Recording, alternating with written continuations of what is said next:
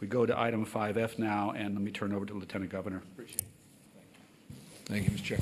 So, Nathan, just if I could, just on the retirement contribution side, because I know we took action in July of last year to increase that contribution rate. Now we're recommending, I guess, under budgetary considerations to roll that back. In the absence of budgetary constraints, what would be your recommendation? We maintain the 2017 recommendation? Actually, it's a very good question. What motivated me to recommend going from 14% to 15% is if the board recalls, what we do is we have contributions that come from both the employer, that's the yellow up there, the 14%, and the employee, which averages just less than 8%. And then we've had a policy over the last 6 or so years of borrowing the balance from STIP, the short-term investment pool, and getting up to what's called the annual required contribution. My concerns is where we were last year. We were going to start to run into some liquidity constraints with STIP. We had to borrow about $2.3 billion over 4 years, and that may have jeopardized our standing with the rating agencies, particularly for the medical centers. Because of the returns we had last year, the borrowing we have to do at 14% is actually about $400 million less. And so I think this is a very prudent policy going forward. We are still going to cover the annual required contribution, but we'll cover more of it from STIP borrowing than the contribution itself. And this still assumes that we're at 7.25 on the discount rate.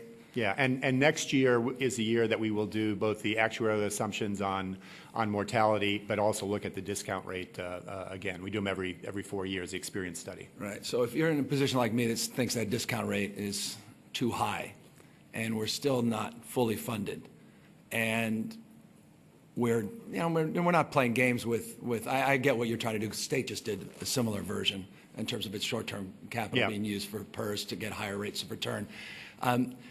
Then this, to me, particularly with the markets as volatile as they are, not holding on that last year was somehow the new norm in terms of the rate of return. Obviously, it's an expression of some concern and caution because this is an area where it's only going to be made more challenging in the next decade or two. So, from that perspective, and I'm not here to get in a deep debate around this or try to persuade anyone around this, but I hope folks, I know we are paying attention to the issues of discount rate and our unfunded liability. But this when we're moving in this direction, it makes me nervous. It's how we got in trouble in the past, variance of these kinds of short-term decision-making.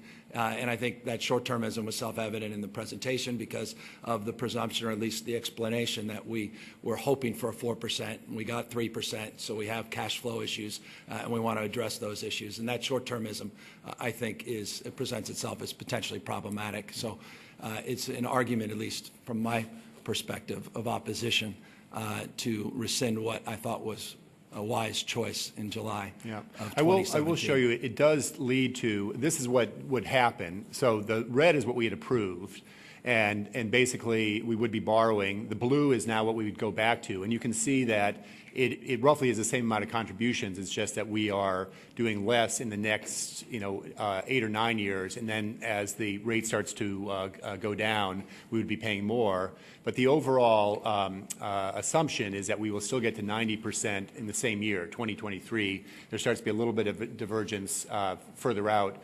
But there are going to be many experience studies and other changes between now and then. That's my fear, yeah. So and that's exactly why I point to caution.